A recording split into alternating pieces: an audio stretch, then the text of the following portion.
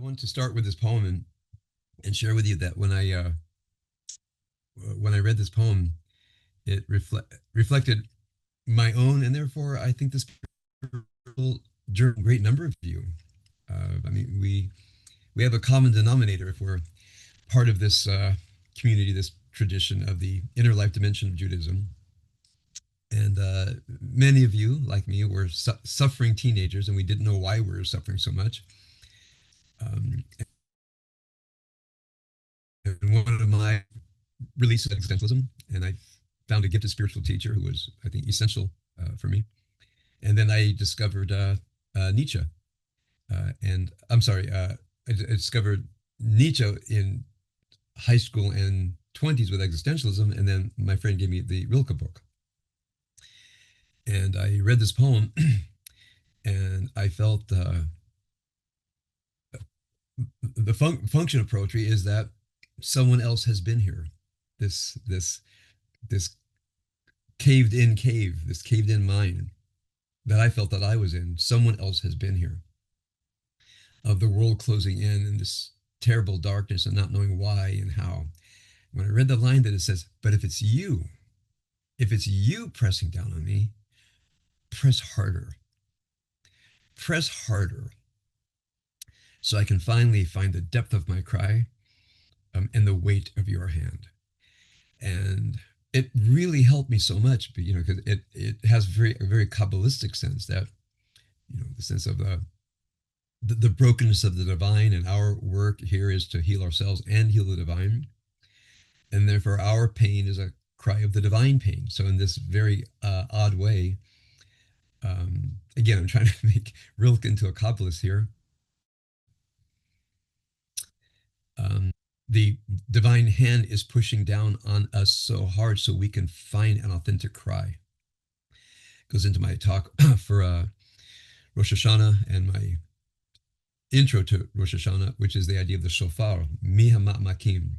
Mihama'makim karati chaya. From my depths, I have called out to you, God. And I know one of the challenges for some people who are brand new to this work, they actually don't know how to arrive to their depths. They don't know what their depths are. They're defended from the awful pain of human growth and transformation. I mean, if it's not hurting, good for you. If the process of transformation doesn't break you, I'm happy for you. But for the rest of us, it's a very, very painful thing. I can share with you. I've used this metaphor in my, when my back broke down between December and March, to the point that I couldn't walk. I was everywhere I went, I was crying from the pain. I finally had surgery in March, and then comes from March to July, including sitting too long. And then in July, I could begin exercise again and go to rehab.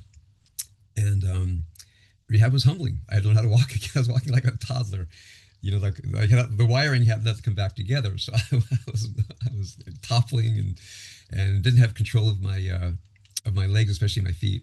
And I had to walk on my heels and stand up on one foot, and those are my drills at home, and it was so painful, number one, and so humbling. And my physical therapist said, "Just keep doing the drills." She said, "I know it's uncomfortable. I know it's painful. I know you feel really clumsy, but you've got to do this. Don't stop." Because she says most people don't finish back rehab as good as this surgery is, because they don't do the drills, because the two drills are too painful, too awkward. You feel so clumsy that most people seek a comfort zone. Instead of walking around on my heels, I'll just accept the numbness and tingling in my feet and my lack of coordination. So as I was going through this, I thought to myself, wow, this is so much like spiritual work. The metaphor of the spine, Nico, we'll put that aside. But physical rehab, you got to be uncomfortable, really uncomfortable. If you have an injury, you want to stay comfortable, you're never going to get fully better. And if you are going to get better, you have to go through a terrible kind of pain, and especially that feeling of lack of coordination, learning how to walk again. again, I just thought to myself, this is like profound spiritual work that I'm suddenly not in a relatively new body, meaning a relatively new spine, um, but learning how to deal with it and learning what it means to have found transformation and the pain of transformation. So this what we're talking about here is I look back at myself saying, well, I didn't have any choice. The pain came anyway. What I didn't do is medicate. I didn't become a drunk. I didn't, I smoked some pot in high school, got off of that right before I went in the military. And that spiritual journey, and I want to thank my teacher, Jack Bishop. I was not smart enough or deep enough to know what to do, but my spiritual teacher in high school just took me in and guided me through it. Eventually, to joining the military, kind of a monkish environment where I went for almost entirely spiritual reasons. And and so some of you are young and new at this journey, or older and new at this journey, and you're finally dealing with the pain, and you're done distracting yourself and doing other things. If you're whatever your distractions have been, when they get very severe, people typically read books on addiction and rehab and recovery. If they don't get very severe, we typically never go into treatment. And that's one thing I realized when I first became an unofficial chaplain for a 12-step group in Los Angeles. It was a Jewish group that was people from all different 12-step programs gathered at Leo Baeck Temple. And I've told the story many times. I don't need to tell it again. So I came in. I asked if I could come back. I said, I don't have a substance abuse addiction, but I love being here. And they accepted me. And the work was forced upon them. And what they said to me, if we don't go into a 12-step program and become sober, we're going to die. One after the other, they told me stories of waking up in the gutter, everything gone, the business gone, the family's gone, utter shame. Everything they worked there for whole lives has disappeared. And they said it's either drink myself to death, overdose, or realize, part of the language that I use is, I have a soul and I have work to do here. No matter how hard this thing is pressing on me, there's a journey to take. And not only the journey of my life that I want to see until its end, but Kabbalistically, the divine is relying on us to take this journey, meaning it's part of the healing of the divine. So I already had that language since college when I discovered the Kabbalah. And that has been a profound metaphor to me, that my suffering is not only mine. My suffering is representative of some great swath of humanity. We're not alone in this. Number two, and Kabbalistically, the divine is relying on us because as we work through our journey toward authenticity and truth and healing, by doing such, we are healing the divine. Now, I remember when 12 Steps gave me some language for this, and also Nietzsche and the Kabbalah, I would meet people and like I was not yet a counselor. So I meet people roughly, and I just say, what are you up to? What's it like? And I would share, and they say, wow, I don't do any of that. I kind of know what you're talking about, but I don't. I said, so what do you do? And a guy who actually was from Israel and went into the carpet cleaning business. And we talked, and he said, I said, so what's your life? He says, pretty gray and mediocre. He says, I get up, I work all week, kind of hang out with my friends on the weekends, and he's not married or anything. We're both about late 20s, early 30s. And he said, is this it? I just live this kind of gray, mediocre life and cleaning carpets, hanging out with my friends, sports, parties. He said, I don't know what you're talking about, but I know it's down deep inside of me. He says, I have no idea what to do. I wasn't, he was secular. I was a rabbinical student. It was far beyond me to say, would you like a spiritual counselor? But I remember he said, how's life is, gray, mediocre life. I feel what you're talking about. I have no idea how to do it. So now that I feel the authority of the spiritual teacher, I would say, practice the tradition. And there's this great misunderstanding here in Israel that you're dati, religious, or chiloni. And dati means you keep the mitzvot and you share in their hashkafa, their worldview. And when the worldview is Hashem's in charge, there's a plan for everybody. And someone said to me, well, don't you believe that Hashem's in charge? I said, obviously not. It's obviously not. And they said, don't you believe there's a plan? I said, yeah, there's a plan. And there's something called the Yetzer Hara and the Sitra Achra that don't like my plan. I plan, and my Yetzer Hara laughs and says, we'll see about your plan. And then there's cosmic evil. So I had this discussion recently with an Orthodox guy, and he said, well, that sounds like dualism. I said, I'm sorry, but it kind of is. And I can show you in the Bible and in the Talmud and certainly Kabbalah. We live in a world where there's a divine will, a kind of a divine blueprint, and forces that want to tear up that blueprint and get in our way and make everything more and more difficult. And I said, isn't that what it feels like? She said, well, God gives us these challenges and to make us grow. So I said, where is that written? I'd love to see where it's written that God's in charge of everything. God has a plan, and everything that happens to you is from God. And so there's a couple places in the Bible, like 2 or 3. And so I said, okay, so now let me show you a dozen where it says the opposite.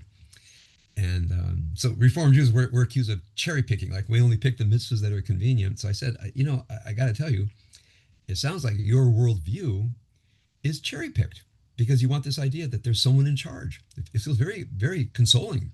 There's somebody in charge, and everything that happens to me is for a reason. I said, what if it's not from God? What if it's your Yetzer Hara just corrupting your life because that's what it does? And what if there's cosmic evil that doesn't want you to grow and will conspire to make you not grow? I go back and forth whether it's just like the Yetzer Hara or actually something larger. The Kabbalah says there's a Sitra Achra. There's an oppositional cosmic force in the universe that does not want the divine to be repaired by our spiritual work. It's a little bit disconcerting, but it's there. It's in the Kabbalah. It's in certainly in some streams of the Kabbalah. This is called the Gnostic version of the Kabbalah, where there is an active, intelligent meaning it sees and it plans. It's not just evil is the absence of the good. That evil tries to destroy the good. Tries to destroy our work. The more we work, the harder it gets. So when people ask me, I say, this seems like the world we live in, and therefore, what are our Jewish holidays there for? And I wrote this, that I think minimally, what a religion ought to be is some guidance on how to engage in the spiritual work. So when the divide here is religious here, spiritual here, what I say to people, all religiosity should be spiritual, meaning it's not just we have the observant Jews here and the Jews who are not observant of the commandments over here, 2 camps. And I just think it's such a profoundly false distinction. I said, every person who practices tradition from a little to a lot should make sure that it's infused with what I'm going to call I'll put the word spiritual aside, the inner life journey. So therefore, do I observe Rosh Hashanah? I guess so. I mean, I went to services. I left early. I was so tired after I did our Rosh Hashanah gathering. We were up all night setting up the studio and got maybe 3 hours sleep and got up at 4 and Avigal and I and Mirav, it was exhilarating for us. And then I went to my local conservative synagogue, and about 11:30, I was like, I'm like almost falling out of my chair. I'm so tired. So, but okay, is that what I went to services. That's good. But you see, for me, the real observance of Rosh Hashanah was the preparation, was the study. I'm trying to think to myself, what if I didn't do anything in my inner life, showed up to synagogue on Rosh Hashanah day, heard the shofar blow, heard the Torah reading, went home and said, okay, I observed Rosh Hashanah. I mean, it's actually, the idea makes me incredulous that the so-called religious go to shul and observe the mitzvah of hearing the shofar. Gamarnu, done, genug. Like, I did the mitzvah. And the spiritual people are, again, according to the paradigm here, they're doing the work, but without the help of Judaism. They're meditating or they come to a Buddhist retreat. And there's this big thing in the middle, meaning all religion should be spiritual, have an inner life dimension, or actually I would say it's worthless. It's just outward observance. It doesn't amount to anything. I'm not saying it's bad. I mean, if a person says, look, I don't understand, I don't know anything, but I go to synagogue. That's great because one day it's going to transform you, ideally. And the person who doesn't know anything, because if they studied Judaism, they would be Orthodox. You're a Baal Teshuvah. And so part of the problem here is this big gap. Now, we don't have that in the States, where if you go to synagogue one day, your friends are not going to abandon you and say, oh, now you're Orthodox. You went to synagogue. It's not that uncommon in the States. So here there's a kind of a militant, I will not go to synagogue.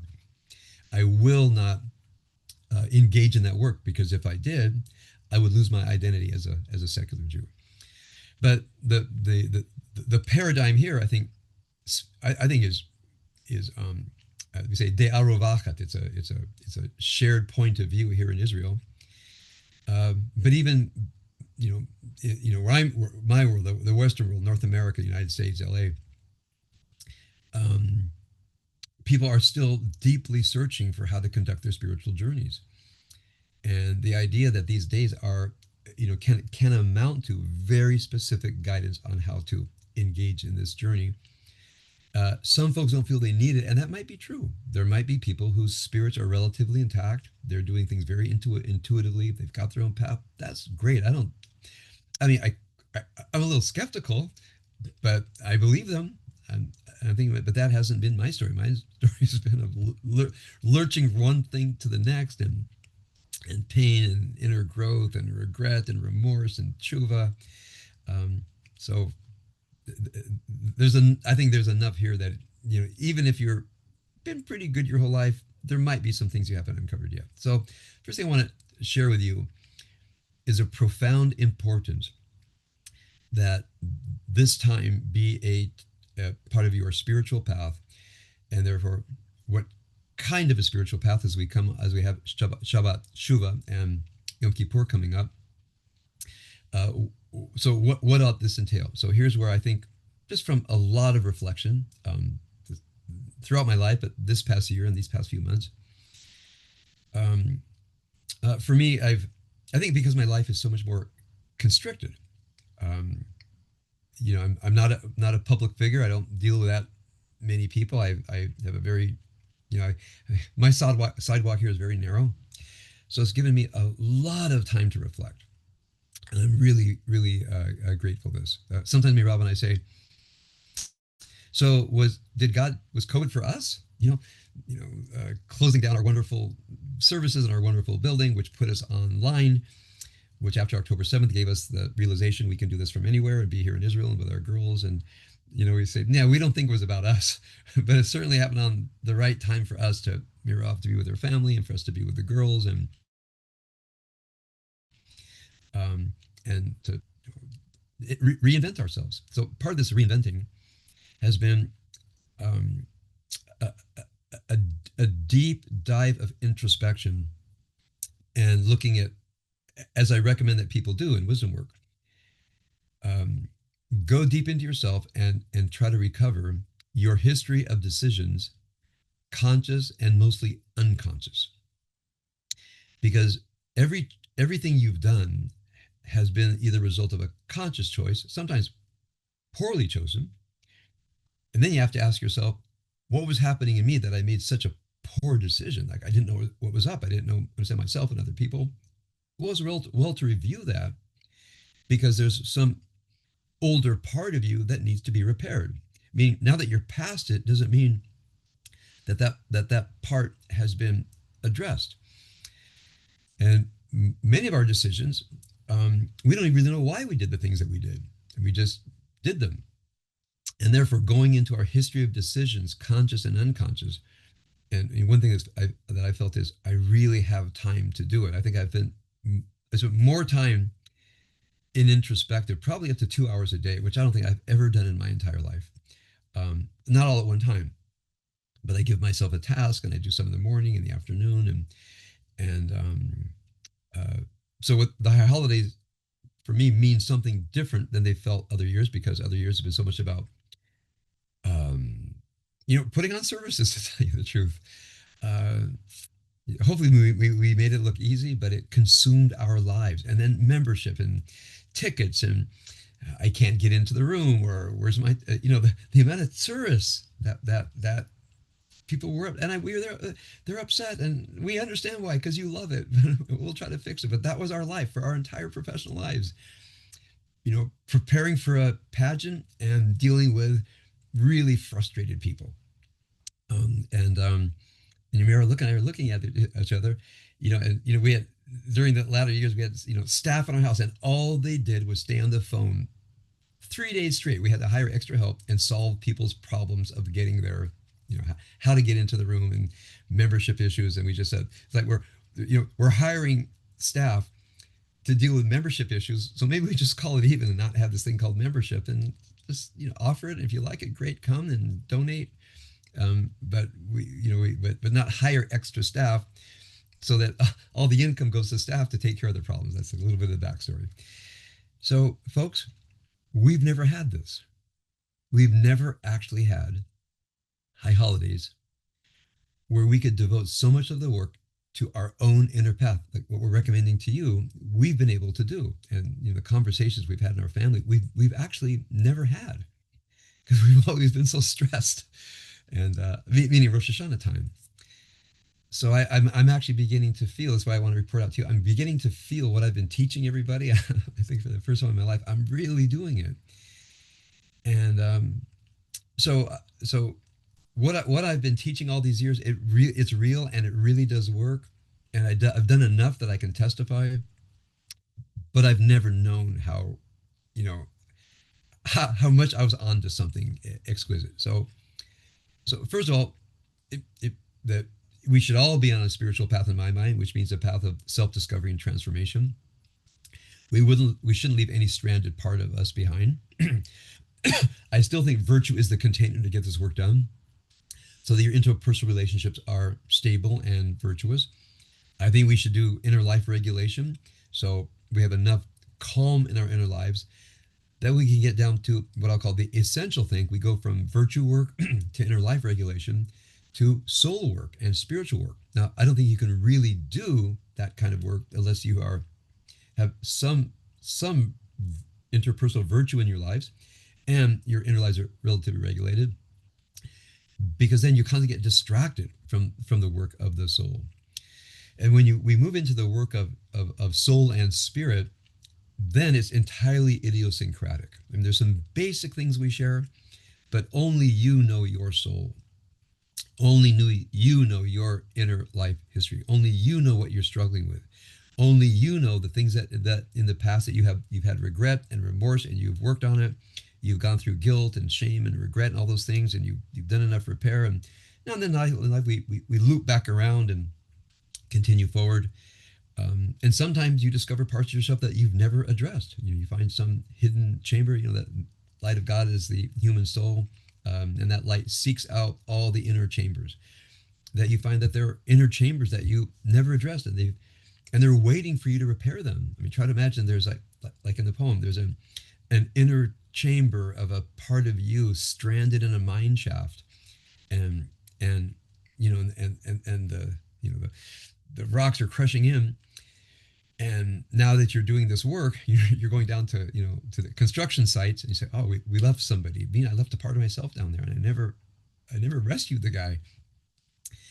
And so this idea that when we go to the spiritual retreat center, part of what we're doing, for me, and I suggest to many of you, a thorough spiritual inventory, but including going back parts of your life, because there might be stranded selves that are stuck, that never got treated, never got addressed, and those stranded selves are still crying out for a rescue. So I want to offer that metaphor to you. So as in my imaginary spiritual retreat center, where last week I imagined myself walking through the night, and I see two pillars of the gate, and that I walk in and I can feel is not just because beautiful healing power, because remember, Rosh Hashanah is a holiday that begins with the dark moon, Passover with the full moon, Rosh Hashanah with the no moon, and and in this, I just imagine myself. I'm in this retreat center, and I imagine the night as a spiritual power, the darkness as a spiritual power, um, a metaphor for my own shadow, the dark, obscure parts of myself. And as I was doing this meditation, um, the stars were descending with the night. Like the night descended and the stars descended. And I had this powerful moment where I felt as the stars were descending, I couldn't see the other participants, all you guys, but a star descended and just kind of came right up to me.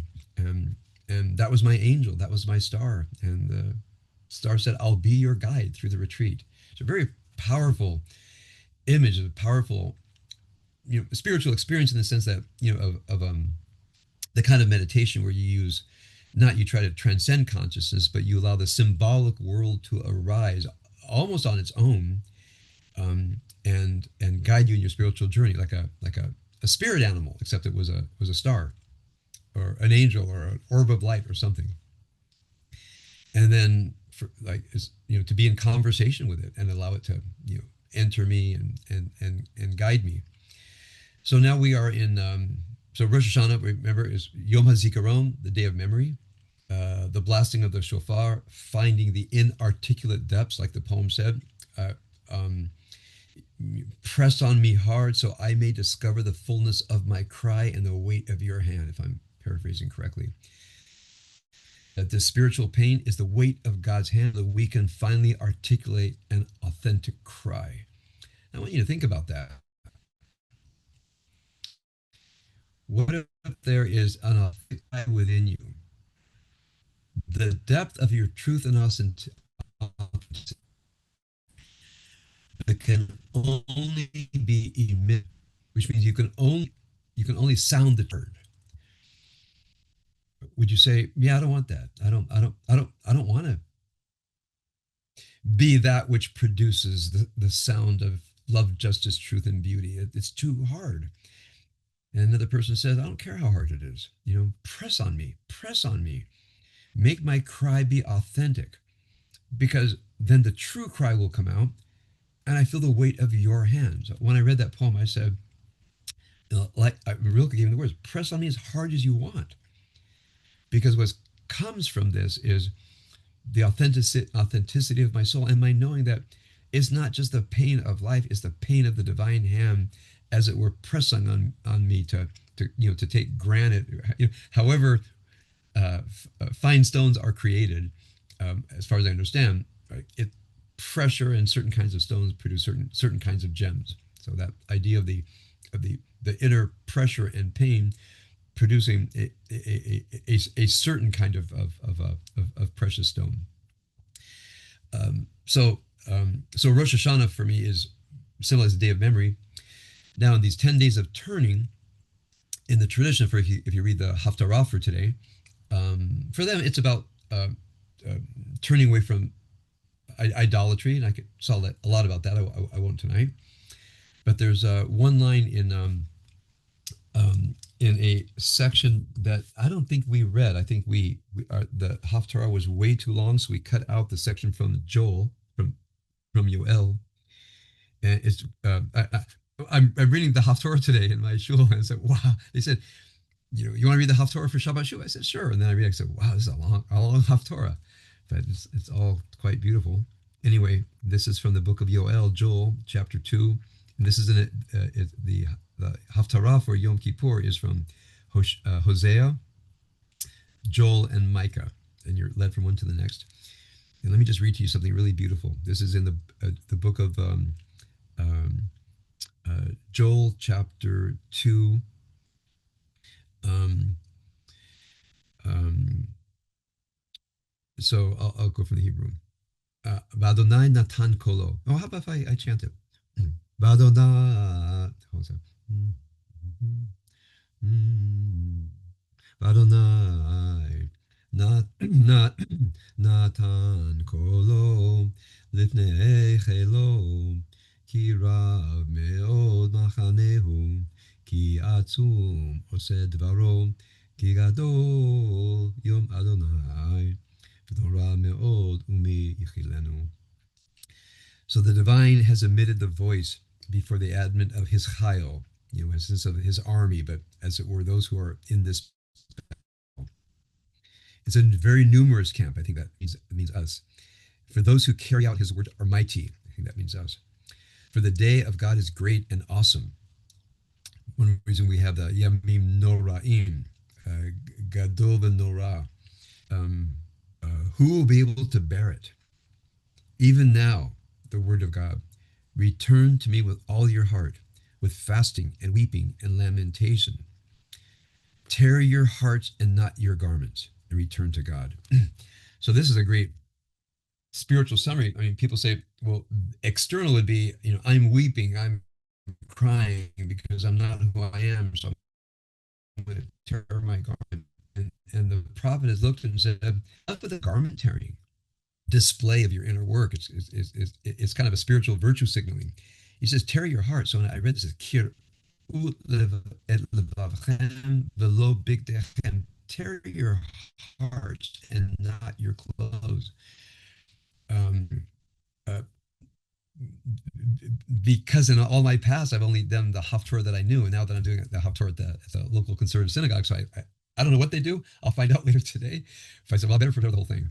And so I read this from Yoel, and I never really studied it before, and just this idea that God's chayil, God's army, all of us doing this work, we're as it were, going through this journey together, and it's awesome. And who can possibly understand it?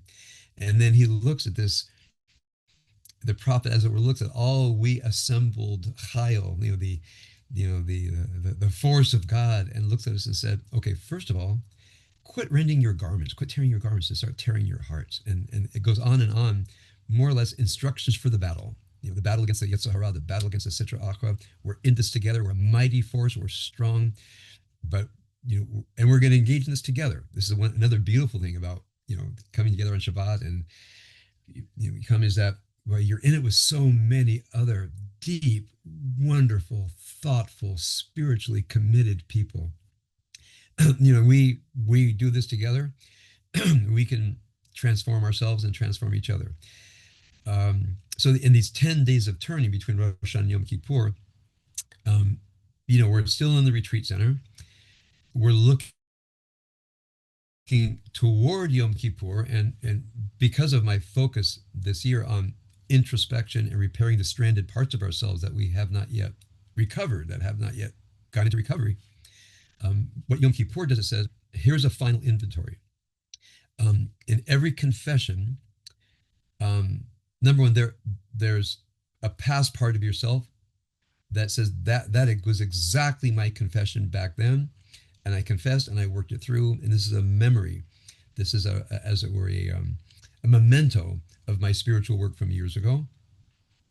For some of us, when you look at the confessional, and again, we'll only do a little piece of it on Yom Kippur, so make sure to go online or look at a traditional prayer book and see all of the confessions. And what you'll discover is, this one is me now. This one is what I need to be doing. And then some parts of the confessional, it's as if a voice from somewhere way lost behind us says, that's mine. It was mine 20 years ago, and we never did it, and we never spent the time here. So the confessional is an inventory to alert us to the unrecovered part of ourselves. So we're heading there for Wednesday night and Thursday. And I think our job is to allow, again, Yom HaZikaron, the day of memory, Yom Kippur, the day of expiation, the day of working through, the day of confession, to allow all of this to guide in our journey. I just want to share another couple of I'll call it only in Israel anecdotes. So I go to I go down to a local bookstore where it's kind of oddballs, eccentrics, and vagabonds and lost people and displaced Reform rabbis gather. And so this last week, there are two new people, and a very nice looking young woman, never seen her before, and a kind of disheveled guy sitting across from me. And they were in a very deep discussion. I walked in, I said, wow, this got really intense because I arrived a little bit late. I don't know how they got there. And some guy says, hey, uh, he calls me Rabbi. Hey, Rabbi Finley, this is for you. This guy is a Chabad rabbi who abandoned being a rabbi, abandoned being Chabad, hence abandoned Judaism. And this person, young person, is loves Judaism, and they're talking, and he's basically, it's meaningless, it's nothing, it's all made up, it's contrived, it's just a bunch of lies. I'm thinking, man, what happened to you? And she's like saying, even if there is no God, it's a beautiful culture and it's deep and it's wonderful. And I'm listening to this, so I thought, okay, I'm gonna weigh in. And I asked him, I said, did something happen? Um, and he said, no. He says, I was a, kind of Chabad rabbi in Thailand. And a lot of, Israelis came through, and they had questions. They had like 20 questions, 20 answers. I said an answer for everybody, for every question. He says, because unlike you, look, you're learned and you're philosophic. So you got to the first, the last question first. He says, I really appreciate that. You clearly have done the work. He says, but here I was trying to talk people into something that I wasn't even sure if it was real. I wasn't even sure if it were, do mitzvahs and do mitzvahs and love Hashem and do Hashem. And he would say this to people, and he looked at himself. He says, then why am I in such pain? Like, I'm an Orthodox Jew. I do all the mitzvahs. I'm still more and more tortured every single day. So he said, it doesn't work. He says, I've been lying to everybody. This is in public, so I don't mind telling you. And we're sitting there kind of astonished. And we said, what do you do? He says, I said, well, when did this happen? He said, 20 years ago. I said, wait, so where have you been for 20 years? He said, a vagabond. He said, I don't want to own anything. I don't want anybody to own me. If I put a yarmulke on, it's just like they own me. And he says, I have to be free. Uh, you can imagine I had a lot to say. And you know what? If it doesn't work for him, it doesn't work for him. I mean, he clearly a very introspective guy, does not believe in anything. So I did my usual, nothing metaphysical, even justice. He says it's just words. It's like we took a social contract and we made it into metaphysical norms. It's not really anything but the social contract, made all pretty. We're speaking Hebrew, he didn't say it exactly like that. And this this young woman made a case for aesthetics, for beauty. She says, but it's beautiful. And he said, well, that's just your opinion. And I said, of course it's her opinion. She just said it. So that, what you don't do is you don't devalue a person's statement by every time they say something you don't like, say it's your opinion. Say, let's all agree that we're all saying our opinions, because saying that's just your opinion is a conversation stopper. So he goes, okay, yeah, you're right. I that's one of my games, and yeah, I'll stop. So I looked and I said, where do you come from? And she said, oh, I have a degree in English literature. And what period? 19th century, Emily Bronte and Jane Austen. And and I thought, God, where in America can you still get a degree in English literature and study, you know, 19th century classics and discuss the beauty?